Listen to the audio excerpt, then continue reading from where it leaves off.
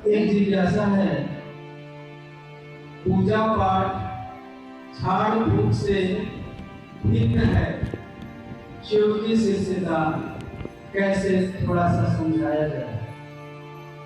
झाड़ फूक पूजा पाठ,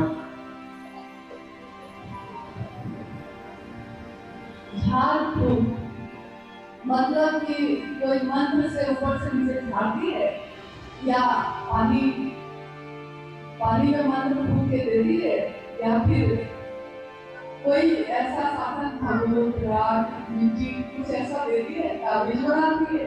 यही सब आजकल झारखंड की श्रेणी में आता है।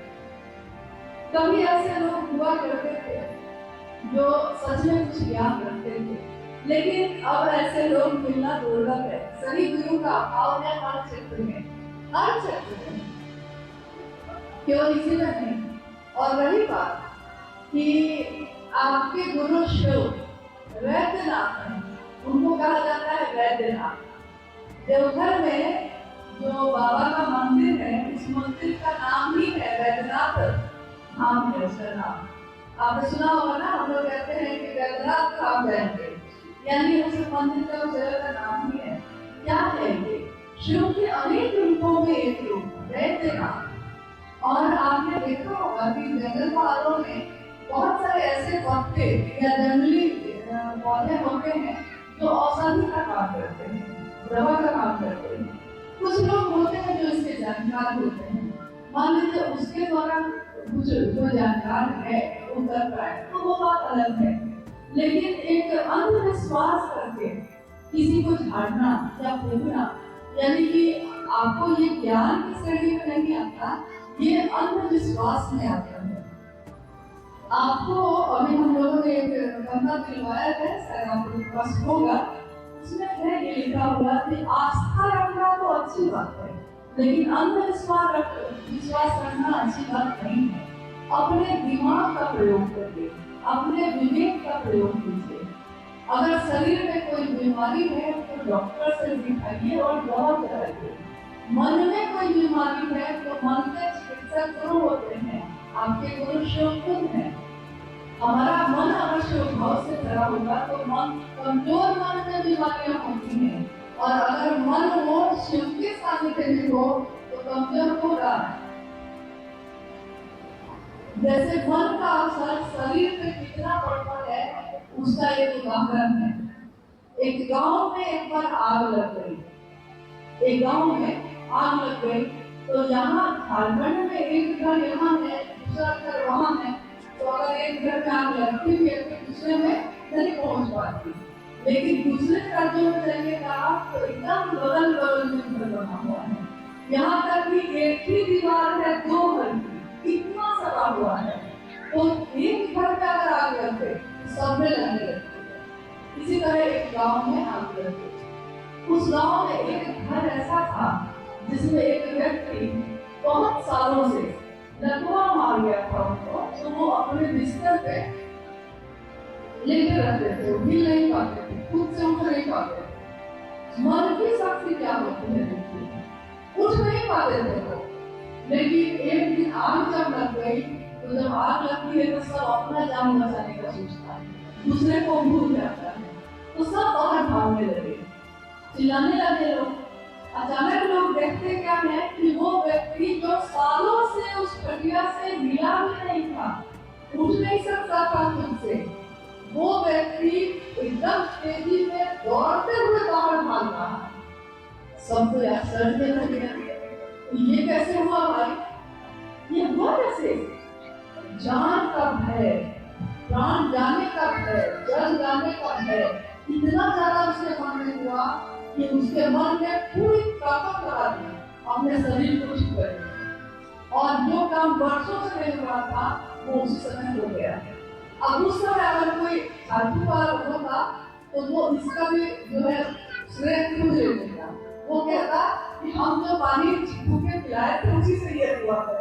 तो ऐसा आपके हमारे साथ होता है कि अगर मन हमारा मजबूत हो जाए तो हमारे शरीर की और मन की बीमारी बहुत सारी चीजें ऐसे ही ठीक हो जाती हैं। तो मन कैसे मजबूत होगा? मन होगा कैसे मजबूत?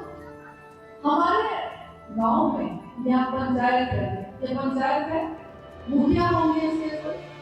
अगर कुछ मुखिया से आपका परिचय है तो गांव में कोई काम होगा, आप कहिएगा कि अगर दूसरे को भी आप कहिएगा कि अगर तुमको कोई काम है तो बोलना। मुखिया जी से सीधे मेरा कनेक्शन है, कहते हैं ना, मन, मेरा मन बलशाली है।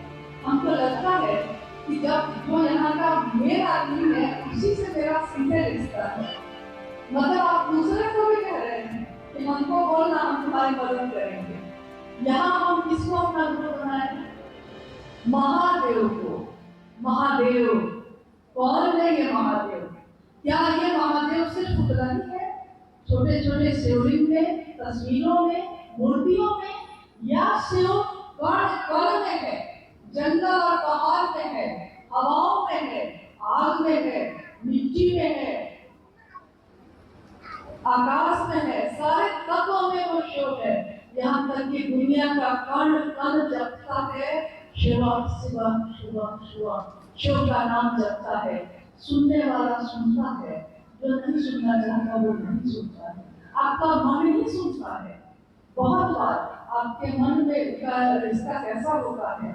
मेरा बच्चा, अगर आप इस गांव में रहते हैं और आपका बच्चा रांची में रह के पढ़ता है, किसी दिन वो, आप बहुत मानते हैं मन से, किसी दिन वो बीमार हो जाता है। बीमार वो रांची में होता है, लेकिन बेचैन आप यहाँ हो जाते हैं। आप आधी रात में उठ के बैठ जाते हैं और कहते हैं कि मेरा मन बेचैन हो रहा है, मन घबरा रहा है, जरूर कुछ हुआ है, बउआ को जरूर कुछ हुआ है। और आप फोन करते हैं, पता चलता है कि बीमार हो गया है, मन जुड़ा हुआ है। ये मन जब एक इंसान से जुड़ सकता है तो इसी इंसान का उस परमात्मा से, उस शिव से जुड़ सकता है। यही विधान है, यही तरीका है। कोई खास अलग से कोई कंकड़ नहीं है, कोई मंत्र कदम करने की जरूरत नहीं है। सारे मंत्र बेकार हो जाते हैं अगर मेरे मन का भाव उसमें शामिल नहीं हो।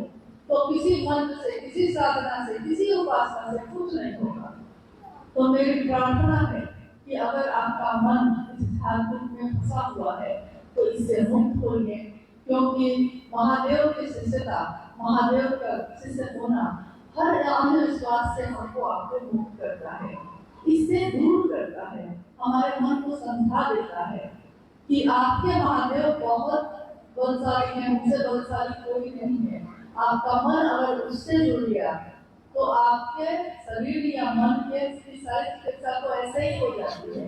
फिर भी अगर कुछ ऐसी बीमारी हो जाती है तो डॉक्टर से दिखाइए और दवा खाइए, जो कहते हैं वो करिए, खान पान अपना ठीक करिए और ठीक हो जाइए।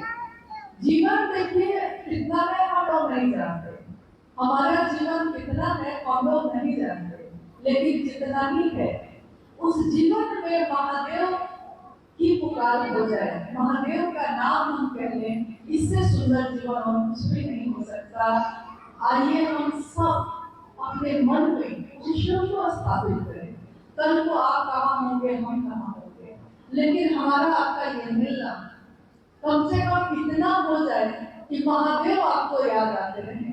हम लोग भूल जाए कोई बात नहीं है, लेकिन वो महादेव जिसकी बात लेकर हम लोग आए हैं वो आपके मन को याद आते रहे। मेरा अपना अनुभव है, मेरी अपनी जो अनुभूति है वो ये है कि साहब वैष्णव जी ने एक दिन शिव गुरु बनाया। और दुनिया में अगर कोई भी शरीरधारी गुरु भी होता है कोई, या कोई भी ऐसे लोग हैं जिनके पीछे बहुत सारे लोग आ जाते हैं, तो वो सबसे पहले सम्मान, सुविधा सब कुछ बढ़ा देते हैं। लेकिन मैंने अपनी आंखों से देखा है उनके जीवन को, ऐसा नहीं कि वो उनके पास लौकिकता में कुछ नहीं था, वो डिप्टी कलेक्टर के पद में रहकर महादेव की शिष्यता का अलग लगाते रहे। अपने रिटायरमेंट में 2008 में जब वो रिटायर्ड हुए तो पटना में ज्वाइंट सेक्रेटरी कैबिनेट से रिटायर्ड हुए। सरकार में एक बड़ा पद होता है और उन्होंने अपने जीवन में किसी का एक पान भी मुफ्त में नहीं खाया है। ये हम लोगों ने अपने घर में उनको देखा है ऐसा, और सैकड़ों, हजारों, लाखों, करोड़ों लोग आज लोग ऐसे, लेकिन उन्होंने और एक ही बात उस समय में बोली थी जब कोई स्टेटस नहीं था, जब करोड़ों हो गए थे, तब भी उन्होंने यही बात बोली कि खुद भी स्टेटस से बनिए और दूसरों को भी प्रेरित करिए, बढ़ाइए उधर। मेरा साथ छूट सकता है, इनका साथ छूट सकता है, लेकिन महादेव बहुत ताकतवर है, उनका साथ नहीं छूट सकता।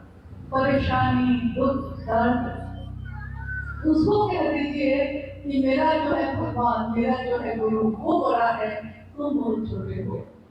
इन परेशानियों से कह दीजिए, और जिस दिन आपका मन ये कह देगा, परेशानियां तो रहेंगी, लेकिन मन उसका प्रभाव लेना बंद कर देता है परेशानियां है तो, लेकिन मन में उसका प्रभाव भी नहीं है। तो हम सब इसी अनुरोध को फिर से दोहराते हैं कि आपके जीवन में जितनी भी सांसें हैं, जितना भी जीवन महादेव ने दिया है, सबके लिए हमने किया है। ये जानते हुए भी किया है कि जीवन का कोई रिश्ता हमारे साथ हमेशा नहीं रहा, कोई पूरी तरह अपना नहीं हो सका, तब भी करते हैं। एक महिला आई थी एक बार, जब साहब शरीर में थे, उसने कहा, एक गुरुमहंत थी वो, उन्होंने कहा कि साहब कभी कभी दुख होता है तो लगता है किसी रिश्ता ही छोड़ देते हैं, महादेव को गुरु बनाकर भी दुख है तो लगता है कि छोड़ दे। साहब ने कहा कि क्या तुमने कभी अपने पति को छोड़ने का सोचा है? दुख तो था उस समय में, क्या अपने बच्चे को छोड़ दिया है? क्या और लोगों को जिसको अपना समझती हो सबको छोड़ दिया है? दुख तो है, दुख तो है। समस्या आती है, घर में सब कुछ खत्म हो गया है, वैसा नहीं है, हम आत्मा खा के रखते हैं, लेकिन उस समय भी हम अपने बच्चे को छोड़ने का सोचते भी नहीं है। हम बिस्तर पकड़ लेते हैं, कैंसर, किडनी जैसे असाध्य रोग से ग्रसित हो जाते हैं, उस समय भी हम नहीं सोचते कि मेरा जो अपना है इस जगत में उसको हम छोड़ दें। तो क्या शिव सबसे ज्यादा बड़ा है?